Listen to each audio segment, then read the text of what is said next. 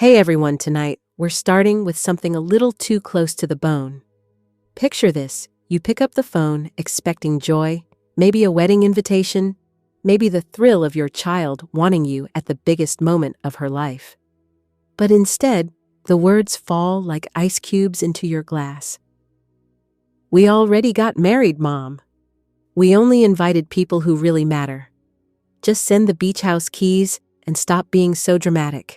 You might not survive this one." So before you get too comfortable, take a moment to like the video and subscribe, but only if you truly enjoy what I'm doing here. I want to know where you're listening from too, and what time it is for you right now. Drop it in the comments, I'll be reading them after this. Now turn off the lights, maybe let a fan run for some gentle white noise, and let's begin tonight's journey together. When my daughter Madison said those words, I didn't argue. I didn't even sigh. I just smiled to myself and hung up. Some words are so absurd, so deeply cutting, that they don't deserve a fight in that moment. But I'll tell you something, 3 days later, I left a wedding gift at their door that made her new husband Trevor scream so loud the neighbors called to check on them. That gift wasn't wrapped in shiny paper for show. It was truth tied up in a bow. But before we get to that moment, I need to rewind.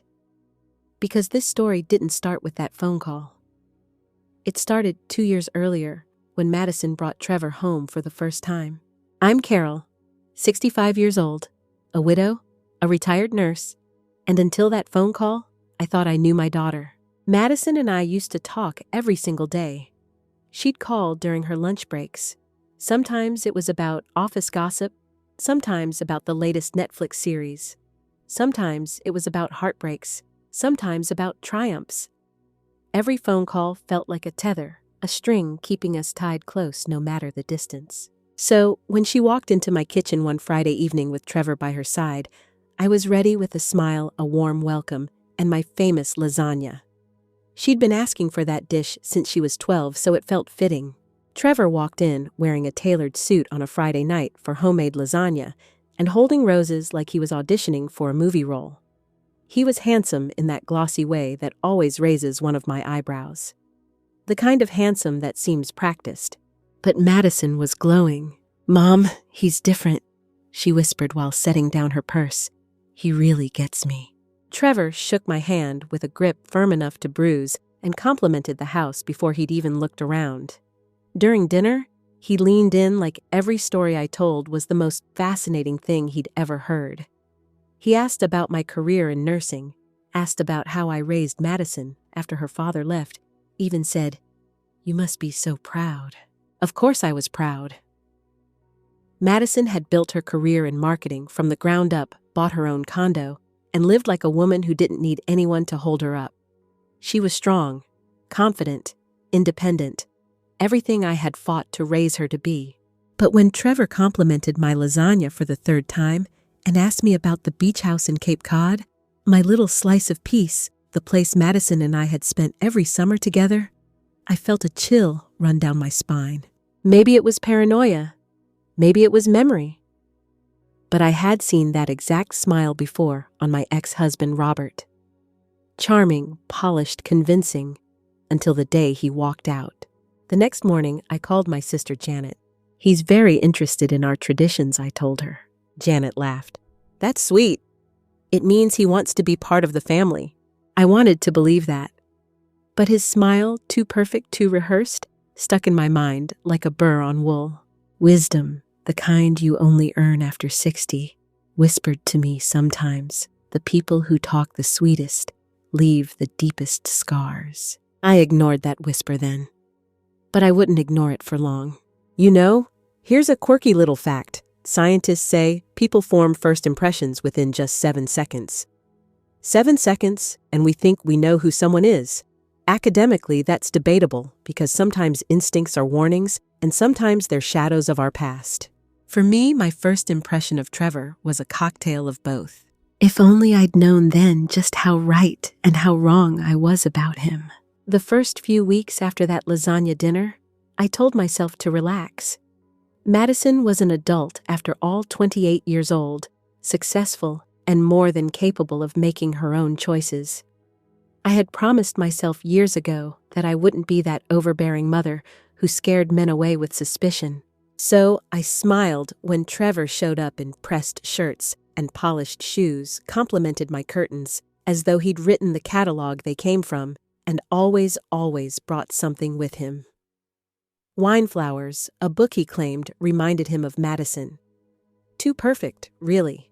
But as time ticked by, my daughter's rhythm shifted. The daily phone calls, those cheerful check-ins I had relied on, like morning coffee, slipped into every other day. Then once a week. Then almost never. When I asked about it, she smiled in that guilty way kids do when they've practiced their excuses. "Trevor thinks I should focus more on us," she said. "He says successful couples prioritize each other." It sounded nice on the surface, but my gut twisted. Prioritize each other. Sure. Cut off your mother, your friends, the people who keep you grounded. That was something else entirely. I noticed smaller things too. When Madison and I did talk, she used new phrases that felt foreign on her tongue, like she'd borrowed Trevor's words and was trying them on. Boundaries. Healthy distance. New traditions. I recognized the signs. Not because I'd read about them in a magazine, but because I'd lived through them once with Robert. Isolation brick by brick, disguised as love. Still, I bit my tongue. A mother's warnings have a way of sounding like jealousy in the ears of someone freshly in love. Then came the engagement. I didn't find out through a phone call or even through a sheepish text. No, I found out the same way the rest of the world did: Facebook. There it was shining on my laptop screen, the diamond, the caption, the comments rolling in like waves. He asked, I said yes. Can't wait to start forever with you. 53 likes. Friends, coworkers, college roommates, everybody seemed to know before I did. My coffee went cold as I stared at the screen, frozen. I called her, of course. My fingers shook dialing her number. "Oh my God, Mom," she answered breathlessly. "I'm so sorry. It just happened last night, and we were so caught up in the moment." Trevor surprised me at our favorite restaurant, and then we called his parents. "I was going to call you this morning, I swear." I swallowed the lump in my throat. "Congratulations, sweetheart. Tell me everything." And she did. She painted the whole evening like a watercolor romantic, perfect shimmering. Trevor's parents had immediately started planning an engagement party at their country club. Spring wedding, elegant venue, professional photographer. "When's the engagement party?" I asked, reaching for my planner like a reflex. Silence stretched. "Next Saturday," she said carefully. "It's small, just immediate family and close friends." "Then I'll plan to drive down Friday," I said brightly. Longer silence this time. "Mom, about that. Trevor's family has very specific traditions. His mother's planning everything. It's mostly his side." I felt the words like ice water down my back. "And what do you think?" "I think Trevor knows his family better than I do. I want to start off on the right foot." Right foot, wrong foot. Whichever foot it wasn't mine. That night, I sat with the quiet ache of exclusion. And here's a funny offbeat fact to distract you for a second. Octopuses? Yes. Octopuses, not octopi. That's the correct plural. Sometimes break off their own arms just to escape predators. Then they grow them back. Sometimes I think people do the same thing with relationships. We cut off the ones who keep us safe, hoping we'll grow new ones later. Madison was cutting me off.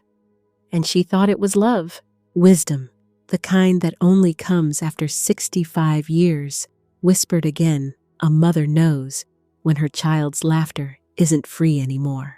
That laugh, the one like wind chimes I'd heard since she was born, was starting to sound rehearsed. I couldn't stop what was coming, but I could take notes. Because somewhere deep in my bones, I knew Trevor's story wasn't going to end with happily ever after. The weeks rolled into months, and with every turn of the calendar page, I felt Madison slipping further away from me. Not in an abrupt, dramatic fashion, but in the quiet, creeping way fog steals across a harbor until you can't even see the lighthouse anymore. She no longer called on her lunch breaks. She no longer texted me about silly things like which Netflix show she was binging or what she should make for dinner. And when I called her, the conversations always felt strained. Like she was measuring her words, checking an invisible script before speaking. Trevor says became the preface to nearly everything she told me. Trevor says successful couples need to create their own space. Trevor says we shouldn't compare ourselves to other relationships. Trevor says, always, Trevor says. It was like her own voice was being rewritten. I finally asked her one night when she came up for dinner. I'd made pot roast her favorite, the one I used to cook on Sundays when she was a teenager, and would sit at the counter doing homework. "You don't call me much anymore, sweetheart," I said, gently spooning carrots onto her plate. Madison didn't meet my eyes. "Mom, you know I love you, but Trevor thinks I've leaned on you too much emotionally. He says I need to focus on building a stronger bond with him." I put down the serving spoon and really looked at her. My beautiful, independent daughter, the one I'd raised to chase opportunities, to ask questions, to stand tall, was parroting someone else's lines. And the worst part, she truly believed it was her own. I wanted to say, "Sweetheart, talking to your mother when you're stressed is not unhealthy. It's human." But I bit my tongue. Because wisdom, the old kind that aches in your bones, told me that if I pushed too hard, I'd drive her further into his arms. Still, I couldn't shake the feeling. This wasn't just distance. This was control dressed up as love. A few weeks later, I saw it again at a family barbecue. Janet, my sister, had organized it: burgers, potato salad, kids running wild with sparklers. Madison brought Trevor, of course. He shook everyone's hand like a politician and told stories that sounded polished enough to be practiced. At one point, I overheard Madison's cousin ask her if she'd be coming to our annual Christmas pajama brunch. Madison hesitated, glancing at Trevor before answering. "Actually, Trevor thinks we should start new holiday traditions this year." It hit me like a sucker punch. That brunch wasn't just breakfast. It was a ritual: flannel pajamas, hot cocoa, with way too many marshmallows, opening presents under the old tree in my living room. Madison and I had done it together since she was 8 years old. But now it was Trevor thinks. I sipped my iced tea and forced myself to smile while my insides crumbled. Later that evening, as I was tidying up, Trevor lingered in my kitchen. He leaned against the counter, wine glass in hand, perfectly at ease in a home that wasn't his. "You know, Carol," he said casually, "your daughter has such a bright future. She's really coming into her own. Don't you think it's important for her to step out of the shadow of, well, old traditions?" I set down the dish towel slowly. Old traditions are what hold families together. He smiled, that gleaming, rehearsed smile, or hold them back. That was the moment I knew. This wasn't about love. It was about control. Here's a quirky fact for you penguins: of all animals propose with pebbles. The male penguin finds the smoothest one he can and offers it to his mate. If she accepts, they're bonded. Simple, honest. One pebble. Trevor's proposals to Madison weren't pebbles. They were cages wrapped up in shiny words about love and independence. And here's the academically debatable phrase of the night: isolation equals love. You'll find self-help books, blogs, and even some so-called experts who will argue that couples must cut ties to strengthen the unit. Personally, I think that's nonsense. Love should expand your world, not shrink it. I went to bed that night with the kind of clarity you don't want but can't unsee. My daughter's laughter was quieter. Her words weren't her own. And every Trevor says was another brick in a wall being built between us. But walls, I knew, can be torn down. I just didn't realize yet how high he was planning to build his. 3 months after that barbecue, the cracks started to show. Not in Trevor's polished exterior. He kept that shell shining like a trophy. But in the little ways Madison's world began to shift. I first noticed it when she stopped asking me for advice about her job. Madison had always called me when she was frustrated with her boss or when she landed a new client. "You're my sounding board, Mom," she used to say, laughing. But now, when I asked how work was going, she brushed it off. Trevor thinks I shouldn't complain about work so much, she said once. He says it makes me sound negative. Negative. That word lodged itself in my chest. Madison wasn't negative. She was ambitious, opinionated, alive. If she didn't vent about her boss once in a while, she wasn't Madison anymore. The second crack was holidays. I'd been setting aside money planning to make Christmas special new stockings gifts, and the whole pajama brunch I'd kept alive since she was 8 years old. Then came the phone call. Mom, Trevor and I are going to spend Christmas with his family this year, Madison said carefully. We'll rotate every other year. Rotate. Like family was a chore chart. Sweetheart, I said softly. You've never missed a Christmas with me. I know, Mom. But Trevor thinks it's important to break old patterns, to show we're independent. I held the phone tight so she wouldn't hear the tremor in my voice. Of course, Madison, whatever makes you happy. But happiness wasn't what I heard in her voice. What I heard was a kind of resigned obedience. Now here's your quirky fact of the night. In the 1800s, people used to take family photos with their deceased relatives propped up to look alive. It was supposed to be a way of remembering them, but the result was eerie people pretending someone was alive when the truth was sitting right there in front of them. That's how I felt with Madison. She was alive, yes, but part of her, the vibrant, free-spirited part, was slipping into shadow. And Trevor was holding the camera, making sure the picture looked normal. The third crack came with the engagement party. I wasn't invited. Not officially, anyway. I found out about it from a cousin's Facebook post. Madison, glowing in a pale blue dress, holding Trevor's hand in a country club ballroom lit with chandeliers. Her caption, "Best night of my life, surrounded by family and friends." Surrounded by family, just not her own. I sat on my couch staring at the photo until the edges blurred. It wasn't just that I hadn't been invited. It was that she hadn't even told me it was happening. The next morning, I called her. Sweetheart, I saw the pictures. You looked beautiful. Oh, thanks, Mom. Her voice was too quick, too defensive. When was the party? Last night. Trevor's parents wanted to do something small, just for their side. I see, I said quietly. So I wasn't included. It's not like that, Mom. You're important, but Trevor's mother had her own plans.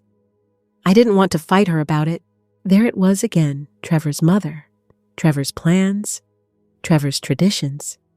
Trevor's everything. I ended the call politely, but inside something hardened. Wisdom. The kind you only get from 6 decades of watching people repeat the same mistakes told me this when someone systematically cuts you out of traditions, celebrations, and daily life. It's not love. It's a strategy. And Trevor wasn't just strategizing. He was winning. But here's where I'll admit a small, academically debatable phrase, sometimes love is blind. You've heard it. I've heard it. Psychologists argue about it. But in my daughter's case, love wasn't blind, it was blinding. It kept her from seeing what was happening right in front of her. That night, after the engagement party revelation, I sat at my kitchen table staring at the wedding scrapbook I'd started years ago when Madison was just a teenager. She'd once written in the margins, "I want to get married at the beach house, barefoot in the sand." Now that dream had been erased. Trevor didn't think a beach wedding was sophisticated enough. I closed the scrapbook slowly. Trevor thought he was rewriting my daughter's life. But what he didn't know was this. I've lived through men like him before. I've seen the charm, the control, the manipulation. And unlike Madison, I wasn't blinded. I was watching, I was taking notes, and soon I'd be ready. 2 weeks after that engagement party, I hadn't been invited to. Madison called me on a Tuesday night. I was folding laundry, stacking neatly pressed pillowcases on the bed when the phone buzzed. Her voice carried that practiced brightness I'd learned to recognize, cheerful on the surface, hollow underneath. Mom, I need you to be cool about something, she began. Nothing good ever followed those words. I sat down slowly on the edge of the bed. All right, sweetheart. What is it? She hesitated. Trevor's been reading about healthy boundaries in marriage. He thinks it's important we create independence from old patterns. My chest tightened. Old patterns. Like me calling you every time I'm stressed instead of talking to him. Or us spending every holiday together. Trevor thinks it could interfere with our marriage if I lean on you too much. I closed my eyes. That wasn't Madison speaking. It was Trevor ventriloquizing through her. Sweetheart, talking to your mother isn't interference. It's family. I know, Mom. But he showed me articles about how wives who put their mothers before their husbands often end up divorced. I don't want that for us. It was all I could do not to laugh bitterly. I'd been married once too. I'd seen how my own husband had used that exact same argument to justify cutting me off from friends, then from my family, until the only voice I heard was his. That's how control works. It pretends to be love. I swallowed hard. And what does this mean practically, Madison? She took a breath. It means Trevor and I will spend the holidays with his family this year. And maybe less contact day to day, just until we build our own foundation. The words landed like cold stones in my lap.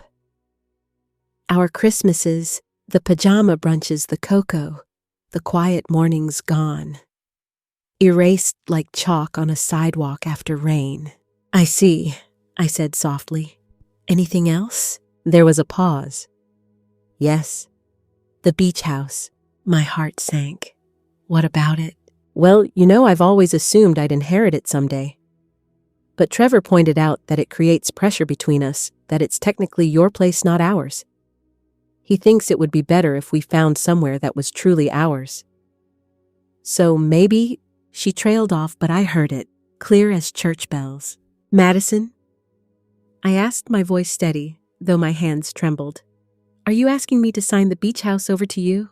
Not exactly, she said quickly. Trevor just feels uncomfortable being there knowing it's yours. He says he can never fully relax like he's being judged. Uncomfortable. Judged. Those words cut deeper than she realized. That little weathered house in Cape Cod wasn't just property, it was where Madison learned to swim, where we painted seashells, where she told me she wanted to get married barefoot in the sand. That house was our history, our anchor. Sweetheart, that house is part of our family. It holds your father's memory. It holds us. I know, Mom, she said quickly, her voice rising in frustration. But I'm starting a new family now, with Trevor. And he needs to feel like we have our own special places. Her own special places. Places that didn't include me. I didn't argue. I didn't cry. I simply said, of course. I'll think about it. We hung up, and I sat there, on the edge of my bed, staring at neatly folded linens, realizing something bone deep. Trevor wasn't just isolating Madison from me emotionally. He was after assets, real estate money, anything that gave him control over her future. Here's your quirky fact for the night octopuses: those slippery, alien-looking creatures can fit through any hole larger than their beak. No matter how small it looks, they can compress their bodies and escape. That's Trevor, sliding through loopholes, squeezing into trust, wriggling into every vulnerable crack of Madison's life. But here's the difference: an octopus only escapes when threatened. Trevor. He was infiltrating before anyone even realized he was there. And here's my old age wisdom, hard-earned: when someone starts talking about boundaries, but only their boundaries count, it's not about health, it's about power. That night, after Madison's call, I stayed awake staring at the ceiling fan. It wasn't just sadness anymore. It was clarity, sharp as glass. Trevor had a plan. He was isolating Madison, erasing me, and eyeing the beach house like it was already his. And if he thought I was going to sit quietly while he rewrote my daughter's life and took what wasn't his, he was gravely mistaken, because I had a plan of my own. The morning after that boundaries conversation, I poured my coffee, sat at the kitchen table, and opened my laptop. I wasn't going to wait for Trevor to reveal himself piece by piece. No. If he wanted to play a long game, I'd play mine faster. I started simple. His name? Trevor Morrison. Do you know what's amazing? You can type someone's name into a search bar, and if you're patient, unravel their whole life. A little digging, a little scrolling through property records, old engagement announcements, even LinkedIn connections. The internet is a diary that never forgets. The first thing I found was his college alumni page. Madison had told me he graduated with a finance degree, but on the alumni roster, no Trevor Morrison listed for his supposed graduation year. Interesting. Then came a trail of breadcrumbs. An old photo from 2019, Trevor smiling beside a woman named Emma Chen, engagement ring sparkling on her hand. The caption read, "Can't wait to marry my best friend, Mary." He'd never mentioned being engaged before Madison. I dug deeper. Emma's Facebook page hadn't been updated in years, but her father's business profile listed a chain of successful restaurants in Boston. Wealthy family, attractive daughter. Engagement that never turned into a wedding. Another breadcrumb, a LinkedIn post from a woman named Sarah Walsh. Finance professional, New York. A tagged photo of her in 2021 with Trevor at what looked like an engagement dinner. The comments, "Congrats to the happy couple," but that engagement too vanished without a trace. Emma, Sarah, and now my Madison. 3 wealthy, independent women, all connected by one man who just so happened to show up at the perfect time. Here's your quirky fact: the anglerfish, a deep-sea creature, attracts prey with a glowing lure on its head. Small fish swim closer, mesmerized, believing they've found something beautiful until the anglerfish swallows them whole. That's Trevor. He glows just enough to look irresistible. By the time his prey realizes it's a trap, it's too late. I called Janet, my sister. She's always been my truth teller, the one who tells me when I'm overreacting or when I'm dead right. "Carol," she said after I explained everything, "this isn't love. This is predation. He's isolating her so he can control her. And if he's after the beach house, it means he's already planning for life after Madison." That chilled me. Planning for life after my daughter. I spent the next week making phone calls. A couple of Madison's old college friends still answered when I called. I asked carefully without giving too much away. "Did Trevor seem genuine when you met him?" One friend laughed bitterly. "He seemed too good to be true. Always dressed like he was headed to a boardroom, but nobody ever knew what he actually did for work." Another hesitated, then lowered her voice. "Carol, I don't want to get involved, but I heard things about gambling debts, about him owing money to the wrong people." Emma's family called off the engagement because her father discovered irregularities in Trevor's accounts. Irregularities, that was polite talk for stealing. Piece by piece, the picture sharpened. Trevor wasn't a devoted fiancé. He was a repeat offender, a man with a script he recycled charm. The woman isolate her eye, her family's assets, and disappear when the truth surfaced. And now Madison was his latest draft. That night, as I locked the beach house paperwork back in the safe, I remembered something my mother used to say: "You can't stop a storm by yelling at the clouds, but you can build a shelter before it breaks." Madison was in the eye of the storm.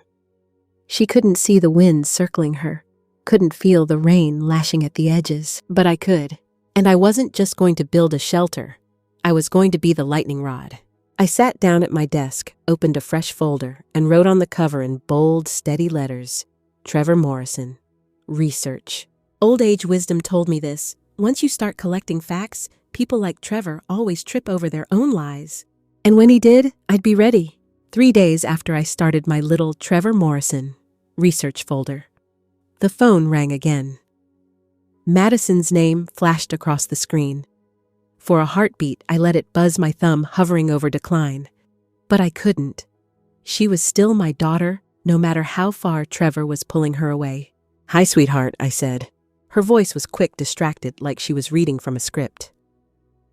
"Mom, I just wanted to let you know, Trevor and I are making some changes. We won't be coming up to the beach house this summer. We're taking a trip to Italy instead.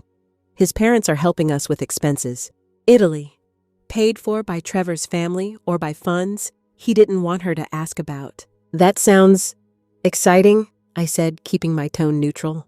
It'll be amazing, she went on. Trevor says it's important for us to create new memories, just the two of us, not tied to old traditions. I closed my eyes. That word again.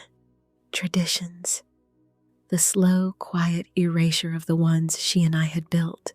Madison, I said gently, what does Trevor actually do for work? There was a pause. He's in consulting.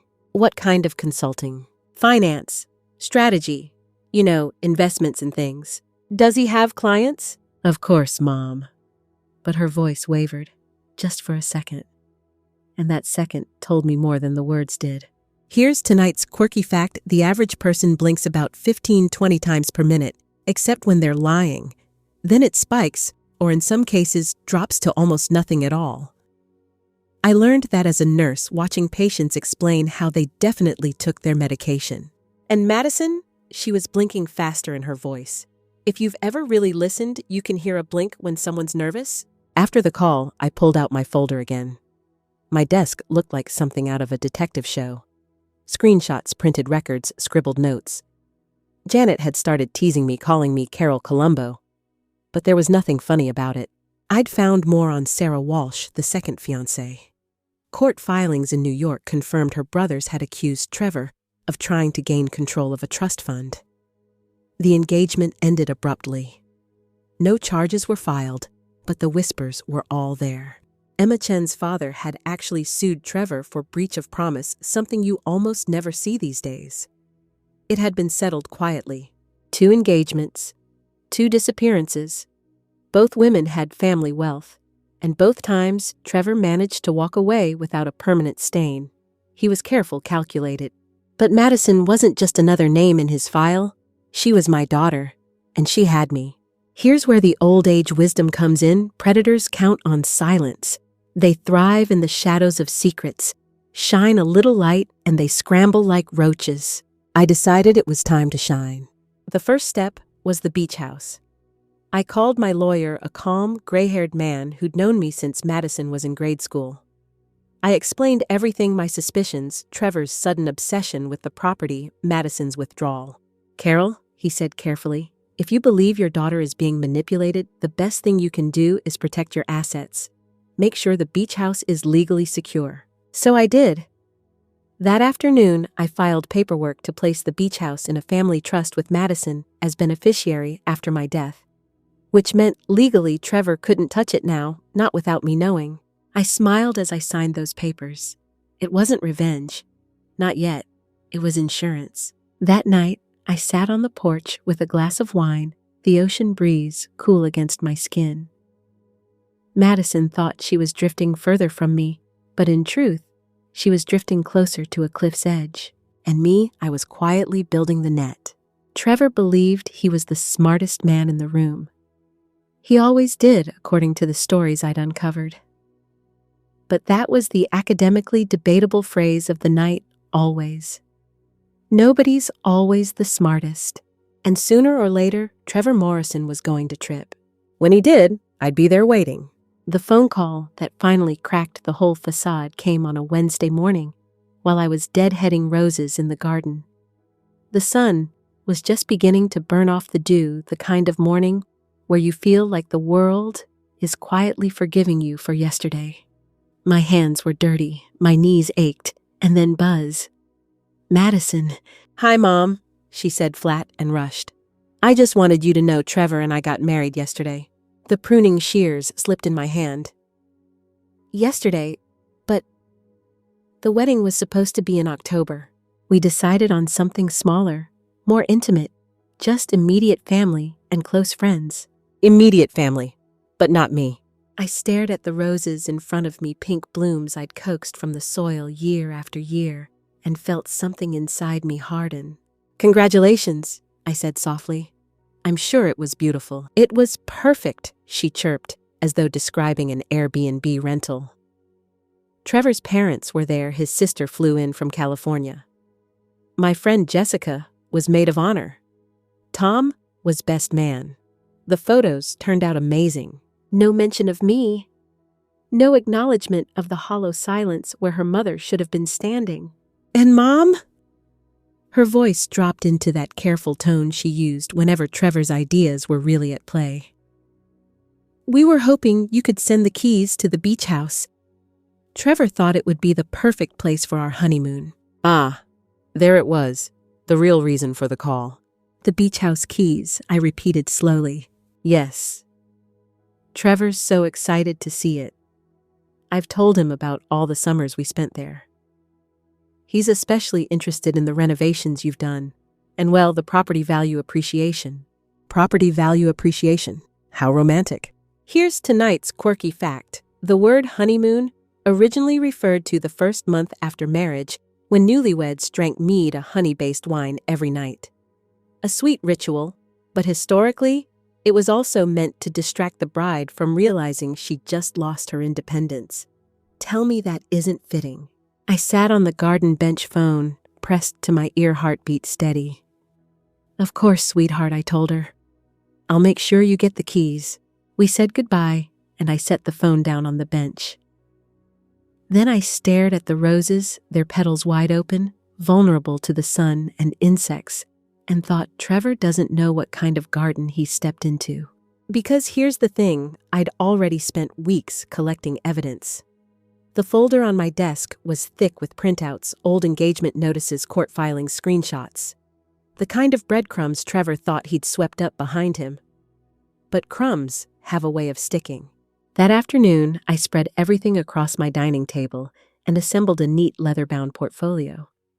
Inside, newspaper clippings about Trevor's grandfather's real estate scandal, court documents from Emma's father's lawsuit, notes from Sarah's broken engagement, and the juiciest piece, a notarized copy of Robert's estate records showing the money Morrison had siphoned off decades ago, the stolen funds that now legally belonged to Madison. On top, I placed a small card. "Congratulations on your marriage. Every new husband should know his wife's family history. With love, Carol." The next morning, I wrapped it in elegant silver paper with a white bow, tucked the beach house keys inside, and drove to their apartment. I left the package at their door like a dutiful mother delivering a gift. Then I went home, poured myself a cup of tea, and waited. It didn't take long. At 2:17 p.m., my phone lit up. Madison's number, Trevor's voice. "What the hell is wrong with you?" he screamed. "You crazy old woman. How dare you send us this garbage?" I set my teacup gently on its saucer. "Hello, Trevor. I take it you opened your wedding gift." "This isn't funny. This is harassment. I'm calling the police." "I'm confused, dear," I said sweetly. "What exactly would you report? That your mother-in-law gave you a portfolio of public records and newspaper articles?" In the background, I could hear Madison crying. "Trevor, calm down. Let me talk to her." "No," he barked. "She's insane. She's trying to ruin us." I smiled. He was rattled, and rattled men make mistakes. "Trevor," I said softly, "surely you're not upset about a little family history. I thought you'd appreciate knowing about the connections between your grandfather and Madison's father. After all, it seems you've already been benefiting from them." Silence. Then the sound of him breathing sharp and uneven. "You're lying," he said finally. But his voice had changed. Panic had crept in. "I never lie," I replied. "I'm a nurse. Precision is kind of my thing. But don't take my word for it. Call Mr. Rodriguez in Miami. He remembers your grandfather very well." For the first time in years, I felt the shift. The control was mine, not his. Not anymore. Old age wisdom says this: if you want to know a person's true character, give them power. If you want to see their weakness, give them truth. And Trevor Morrison had just received the most powerful gift of all. The truth.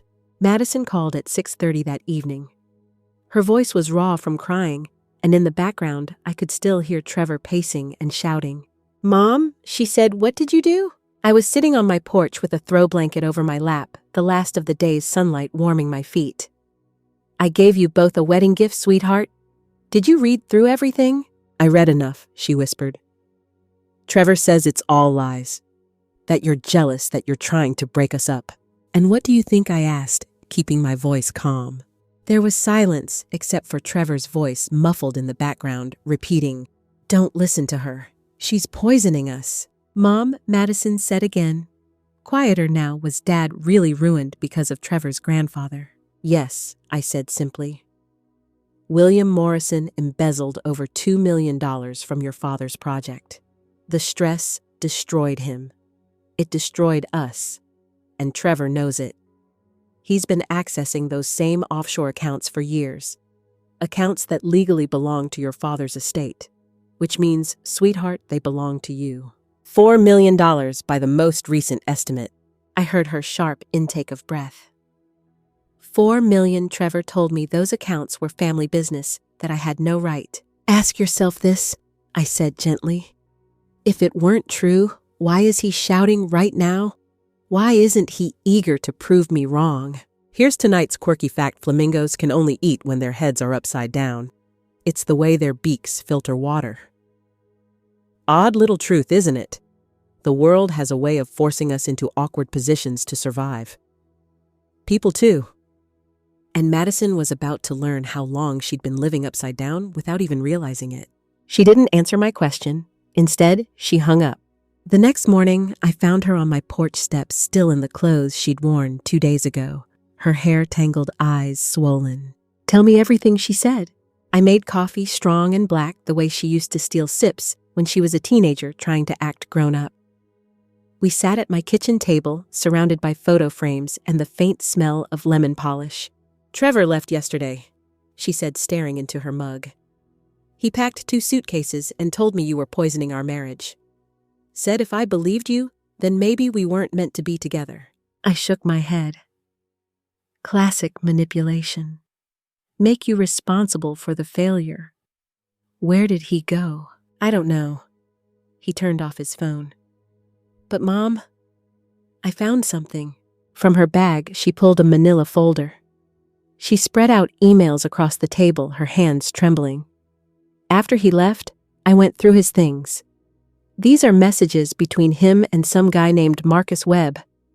They're about the Morrison inheritance. Offshore accounts. They go back 2 years, before he even met me. My stomach tightened. He'd been planning this long before Madison was in the picture. "There's more," she whispered. "I called Emma Chen yesterday, from your file." I raised an eyebrow. What did she say? She told me everything. The same pattern, the same lines, the same way he cut her off from her family. Then she put me in touch with Sarah Walsh. Mom, it's like he read from the same script with all of us. I reached across and took her hand. "I'm sorry, sweetheart." She shook her head. "Don't be. You tried to warn me. I didn't want to listen." Her voice broke, but then she lifted her chin, her eyes fierce, in a way that reminded me of the girl who once punched a bully in middle school for mocking a classmate. "I'm going to destroy him, Mom," she said simply. "But I'll need your help." Here's the old age wisdom for the night. The best way to heal is to stop asking why the snake bit you and start asking why you kept reaching into the grass. Madison had been bitten, but now she was ready to grab a stick and strike back. For the first time in 2 years, she wasn't Trevor's shadow. She was my daughter again. And together, we were about to end him. The plan was simple, which made it perfect. Men like Trevor always circle back when they think the storm has passed. They apologize, play the repentant husband, claim confusion or stress. And Madison, bless her, had been conditioned to believe second chances were proof of love. But this time, when he returned, she wouldn't be waiting with open arms. She'd be waiting with a wire. On Monday morning, Madison and I sat across from Patricia Winters, the estate attorney who'd once handled Robert's affairs. The office smelled of old paper and lemon cleaner, a serious place for serious truths. Patricia's reading glasses hung low on her nose as she flipped through the documents I'd given her. "Not only does Madison have a rightful claim to those stolen assets," Patricia said, tapping the papers with one sharp fingernail, "but Trevor's access to them opens him up to charges. Conspiracy, money laundering, Receiving stolen property? She looked up. If we can prove he knew, we can nail him. Madison leaned forward. And if we can't? Patricia's mouth quirked. Then we still freeze the accounts. But if you want to bury him, we'll need his voice on tape. That's when Agent Jennifer Liu stepped in. Federal investigator. Crisp navy suit, no-nonsense demeanor. We've been watching Trevor for months, she said. Emma and Sarah's families filed complaints, but what you've uncovered ties everything together. We set a trap, he confesses, and he won't just face Madison, he'll face the United States government. Madison sat back in her chair. So I bait my own husband. Agent Liu gave a thin smile. Think of it as giving him the rope. He'll do the hanging himself. Here's tonight's quirky fact. Octopuses have 3 hearts. 2 pump blood to the gills, and 1 pumps it to the body. But that one heart actually stops beating when the octopus swims. A creature literally forced to pause its own life to move forward. People do that too. Stop their hearts, their instincts, just to keep swimming in the wrong direction. Madison had been doing it for 2 years. Now, her pulse was steady again. On Wednesday afternoon, Trevor's name finally popped up on Madison's phone. Can we talk? I miss you. I'm ready to come home. She showed me the message, her jaw tight. Should I respond? Tell him what he wants to hear, I said. Tell him you miss him too, that you're sorry for doubting him. Stroke his ego. She grimaced, but typed it. Within minutes, Trevor replied that he'd be home Friday night flowers, and apologies in tow. Friday came fast. By 7 o'clock, the apartment was wired with hidden mics and 2 unmarked vans idled down the block. Madison looked radiant in a way I hadn't seen in months, strong, sharp, alive. She'd curled her hair, slipped into a soft dress, and pasted on the kind of smile that could convince a predator the prey was still docile. At 7:43, she texted me, he's here. At 8:15, flowers and wine, playing the perfect husband. At 8:52, talking about starting fresh, asking about accessing my savings account for honeymoon deposits. At 9:31, got him to admit he knew about the offshore accounts. Agents moving in now. I sat on my couch with my knitting untouched in my lap, staring at those words. My daughter, the one Trevor had convinced was dependent, weak, naive, had just lured him into his own downfall. Minutes later, Madison texted again. They've got him. In cuffs. It's over. I poured myself a glass of wine and whispered to the empty room, happy honeymoon Trevor. Here's the old age wisdom for tonight. When people show you who they are, believe them the first time. But if you don't, well, it's never too late to start believing. And Madison, my Madison, finally believed. The morning news broke the story before I even had time to make my tea. Local man arrested in multi-state fraud investigation. There he was on the screen. Trevor Morrison, his perfect hair out of place, his jaw tight, his mugshot glaring at me like he wanted to reach through the television. I leaned back in my chair and let out a breath I hadn't realized I'd been holding. For months, he'd strutted around with that smug air like the world owed him its secrets. Now, he was just another criminal with a number stitched on his chest. Madison arrived a little after noon carrying takeout. She dropped the bag of lo mein and sesame chicken onto my kitchen table and flopped into the chair like she'd run a marathon. $500,000, she said, grabbing a chopstick and waving it around like punctuation. $500,000 what? Trevor's bail, she said with a dry laugh. Set at $500,000. And get this, his parents don't have that kind of money. The accounts he's been using are frozen. So he's sitting in county lockup until trial. I smiled.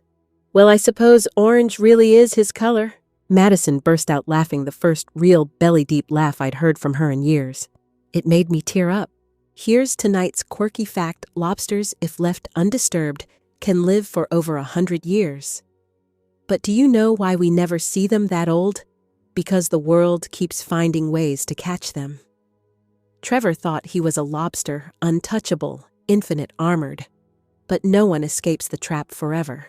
We ate in silence for a while, the kind of silence that feels safe. Finally, Madison pushed her carton aside and looked at me. Mom? she said quietly. How long did you know? Know what? About him. About what he really was. I put down my tea. I suspected almost from the beginning. That polished charm, the way he steered you away from me, how he kept asking about the beach house. But I didn't have proof until 3 months ago. That's when I hired the investigator. 3 months ago, she repeated softly. That was when I told you about Trevor's whole boundaries speech. Yes, I said. She gave a sad laugh. You didn't say anything directly because you knew I wouldn't believe you? I met her eyes. Would you have? She stared down at her hands. No, she admitted. I was so convinced you were the problem. That's what he did. He made me doubt my own mother. Her voice cracked. I was cruel to you, Mom. I cut you out of everything. I even told you to stop being dramatic when you asked about the wedding. Who does that? You were manipulated by a professional? I said gently. That's not weakness. That's trust misplaced. She shook her head. But I should have been smarter. Sweetheart, listen to me, I said, reaching across the table. Predators don't target weak people. They target people with something valuable, strength, resources, loyalty. Trevor saw all of that in you. That doesn't make you foolish. It makes him calculating. Madison wiped her eyes. I want to make it right. Not just for me. For Emma. For Sarah. For anyone else he might have hurt. I nodded. Then you fight, sweetheart. You tell your story. And you don't stop until the world knows exactly who Trevor Morrison is. Here's tonight's old age wisdom. Shame is like mold. It grows in the dark. But drag it out into the sunlight and suddenly it shrivels up. Madison was done hiding in the dark. The trial date was set for 6 weeks later. And by then my daughter was ready, not just to defend herself, but to lead the charge. The courthouse smelled like paper coffee and nerves. Madison sat at the plaintiff's table, her back straight, her chin high. Across the room, Trevor looked smaller than I had ever seen him. His suit wrinkled his eyes, darting his bravado stripped bare. The prosecution built their case piece by piece like stacking bricks until Trevor was walled in. First came the paper trail emails between Trevor and Marcus Webb about the Morrison inheritance. Then came the bank records showing him siphoning money from offshore accounts. Finally, the testimonies, Emma, Sarah, and Madison, each one standing tall, each one describing how Trevor had lured them in with charm before dismantling their lives piece by piece. But the moment that sealed his fate came when Marcus Webb himself took the stand. His voice was flat, almost bored, but every word hammered a nail in Trevor's coffin. Mr. Morrison told me Webb said that he was going to marry someone with a legal claim to the money. He showed me articles about Robert Thompson's financial collapse. He said Madison was perfect, educated, successful, emotionally tied to her mother, and naive about relationships. He called her the ideal target. I looked at my daughter. Her hands were clenched together on the table, but her face didn't crumble. She just nodded as if to say, yes, I was a target, but not anymore. The jury deliberated less than 3 hours. Guilty. On every count, conspiracy, money laundering fraud, even marriage fraud with intent to commit grand larceny. The judge sentenced Trevor to 12 years in federal prison and ordered restitution of more than $8 million to his victims. When Madison gave her victim impact statement, the entire courtroom went silent. Trevor Morrison didn't just steal money, she said, her voice steady. He stole trust. He stole time. He stole love. But what he forgot is that women like us don't stay broken. We rebuild, we fight back, and we win. I'll never forget the way Trevor flinched, not from anger, but from recognition. He knew the game was over. Here's tonight's quirky fact. There's a species of Japanese bamboo that takes 5 years to break the soil. For half a decade, it looks like nothing's happening. Then, in a matter of weeks, it shoots up 80 feet. Madison was my bamboo. For 2 years, Trevor convinced her she was shrinking. But all that time, her roots were growing. and when she finally broke the surface, she soared. After the sentencing, the women gathered outside the courthouse, Emma, Sarah, Madison, and me. They hugged like sisters bound by scars Trevor had tried to make permanent. Agent Lou shook our hands, her smile fierce. "You've helped stop a predator," she said. "You should be proud." That night, Madison sat with me on the porch of the beach house. We watched the waves roll in our bare feet in the sand, the fairy lights twinkling between the dunes. "Mom," she said softly someday, "when I find someone who deserves me, I want to get married right here, barefoot in the sand, just like I planned when I was little." I slipped my arm around her shoulders. It would be perfect. And in that moment, I realized something. Trevor thought his wedding gift from me was destruction. But really, it was freedom. Madison was free. I was free. And the truth, the gift that never stops giving, was finally ours. Tonight's journey took us through betrayal, manipulation, and loss, but also through strength, justice, and reclamation. I told you how a daughter blinded by love married a man who saw her as nothing more than a financial plan. I told you how he isolated her, cut me out, and demanded the keys to the one place that meant everything to our family. And I told you how the truth unraveled him, how research, resilience, and a single wedding gift exposed decades of fraud. How my daughter, once convinced her mother was the problem, stood in court and declared herself the solution. The lesson here is simple, but heavy predators thrive in silence, but they crumble when light shines on their lies. And daughters, no matter how far they drift, can always find their way home when love refuses to give up on them. So, as you turn off the lights tonight, remember, this justice doesn't always roar. Sometimes it whispers in steady voices in courtroom testimonies, in mothers who won't let go, and daughters who finally remember their strength. Thank you for walking through this story with me. Don't forget to like, subscribe, and share your story in the comments, because your voice matters. And there are more journeys waiting just beyond the horizon. Thanks for listening. Don't forget to subscribe and feel free to share your story in the comments. Your voice matters.